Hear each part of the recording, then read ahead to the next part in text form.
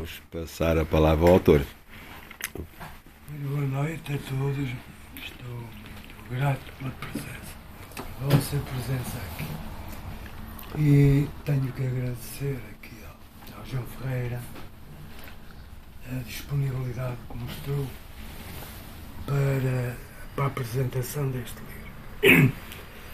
Que, aliás, já é a segunda vez que ele apresenta, porque já houve uma outra apresentação e foi feita por ele também. E ele disponibilizou-se para isso também. Tenho muito que lhe agradecer por isso. Agora, quanto ao livro em si, eu não vejo necessidade de estar aqui a repetir aquilo que o João Ferreira já disse.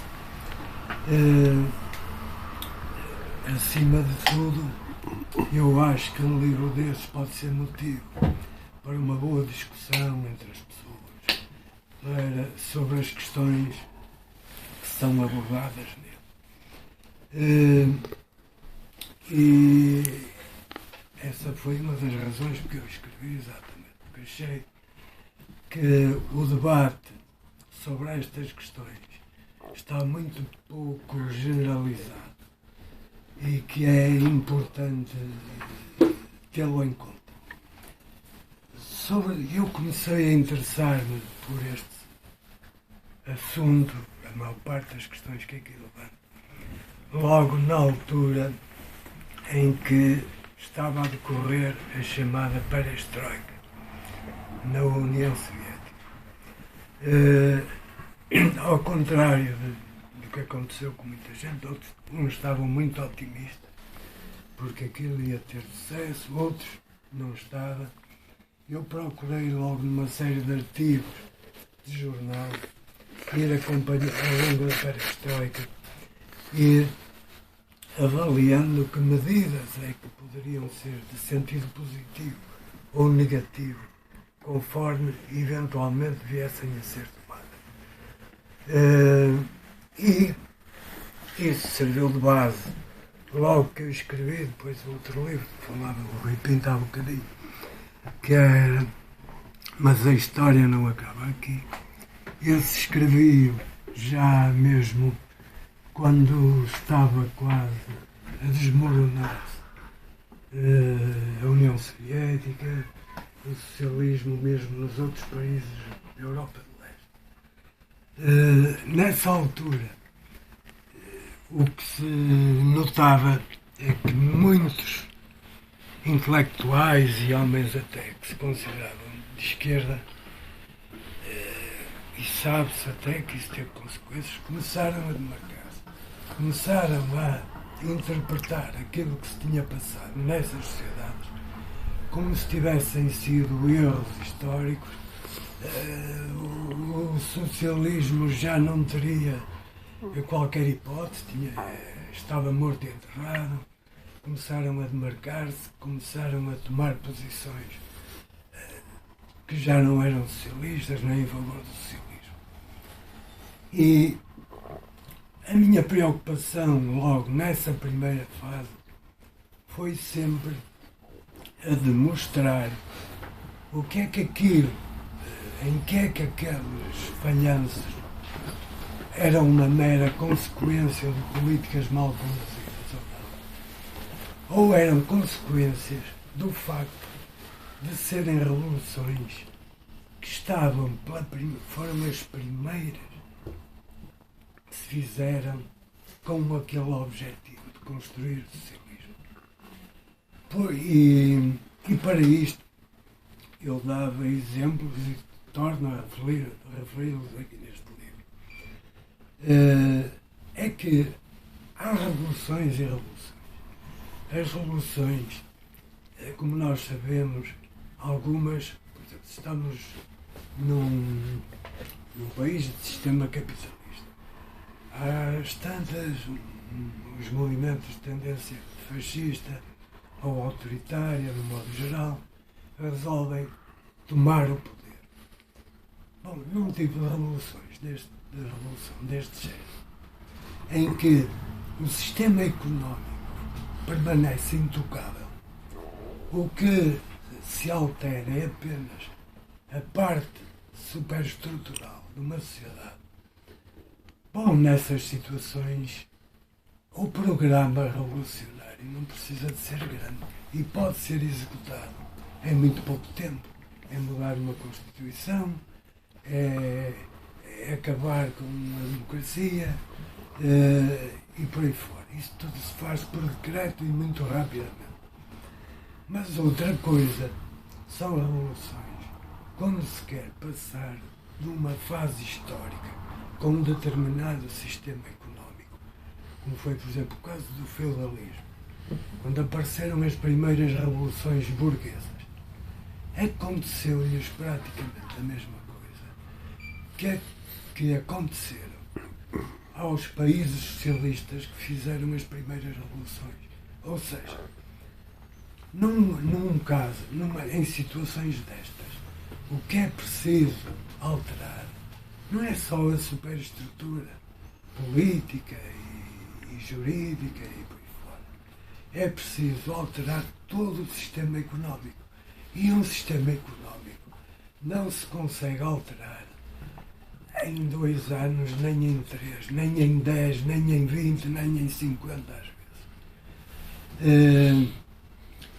Porque, reparemos, por exemplo, na Revolução Francesa, 1789, na Revolução Portuguesa de 1820, queria-se passar para um regime burguês capitalista. Bom, logo passado pouco tempo, tanto a Revolução Francesa como essa Revolução Portuguesa deu em águas no calhau. A Revolução Francesa, poucos anos depois, já havia o Império instalado outra vez. Aqui em Portugal, depois da Revolução Liberal de 1820, passados poucos anos, o miguelismo já tinha conseguido tomar o poder. E daí para a frente foi havendo novas tentativas para instaurar o regime liberal, mas havia contraofensivas.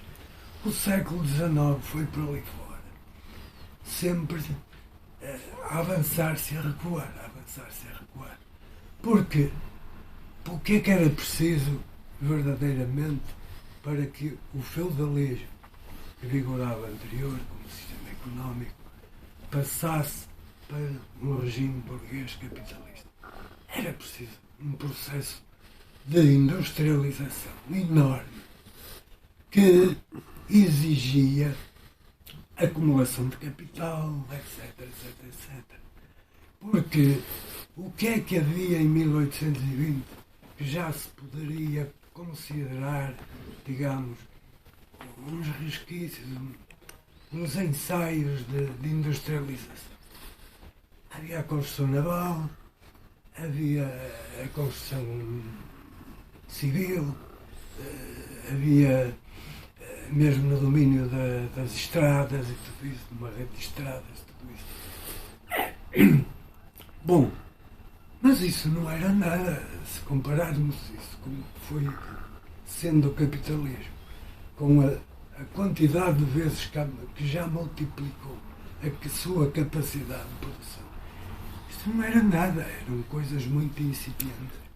E, portanto, só praticamente a partir da República em 1910 e por aí adiante é que se começou mesmo a ter já, digamos, infraestruturas, forças de produção compatíveis com uma sociedade capitalista. Na União Soviética foi a primeira revolução de tipo socialista. Ora, o que é que acontecia aqui? O que é que acontece em circunstâncias destas? Em primeiro lugar, a Revolução Socialista o que é que quer, ao fim e ao cabo? É preciso acabar com a classe dominante, que é, digamos, a burguesia, o poder do grande capital e por aí fora. Bom, mas isso mesmo se lermos o Estado e a Revolução de Lenin, o que ele diz é que a primeira fase temos que acabar com a classe burguesa, assim que a classe burguesa estiver eliminada, está o caminho aberto para construir o socialismo. Bom, mas a verdade é que todo o resto do mundo continuava a ser contra o avanço para o socialismo. Logo no início da Revolução, foram vários os países que alinharam dentro da própria Rússia, ao lado das forças, digamos, contra-revolucionárias. E houve logo uma guerra civil, logo no início. Mas depois não houve só isso. Numa fase mais adiantada, como sabemos, houve também o nazifascismo, e que invadiu a Rússia e a União Soviética de todas as maneiras efetivas. Porque, quer num caso, quer noutro, digamos, a burguesia interna já não existia, já não tinha capacidade suficiente para coartar e condicionar a Revolução Socialista, mas havia uma enorme coligação de forças a nível internacional que cercavam infinitamente a União Soviética. E depois também começou as corridas aos armamentos, quando os Estados Unidos começaram a ter uma posição muito mais imperial, sobretudo a partir da Segunda Guerra. Começou a corrida aos armamentos, exigiu um investimento enorme por parte da Revolução. E por aí adiante, quer dizer, as coisas continuaram assim. De modo que depois houve a corrida espacial também, em que havia um investimento enorme de parte a parte. E os Estados Unidos não faziam esses investimentos todos só por uma questão de se defenderem. Eles queriam, ainda agora, existe a NATO, existe isto, como se fossem, digamos, coligações de países com meros intuitos de defesa. Mas o que havia nessa altura era o intuito de efetivamente ganhar uma superioridade, mesmo de tipo militar. E por outro lado, condicionar em matéria de recursos toda a Revolução Socialista, porque eram obrigados, digamos, a responder, investindo mais e cada vez mais na indústria militar, em vez de investirem, como era o objetivo principal da Revolução, na melhoria das condições de vida das populações. E, ao mesmo tempo, temos que ver também que, com o avançar da Revolução por tantos anos, porque, condicionada como estava, não conseguiu atingir os níveis de produção que poderiam dar a base para o salto para relações de produção eminentemente socialista na sua totalidade. Bom, e tudo isto fez com que estas revoluções de que estamos a falar tivessem ficado muito limitadas nos seus objetivos.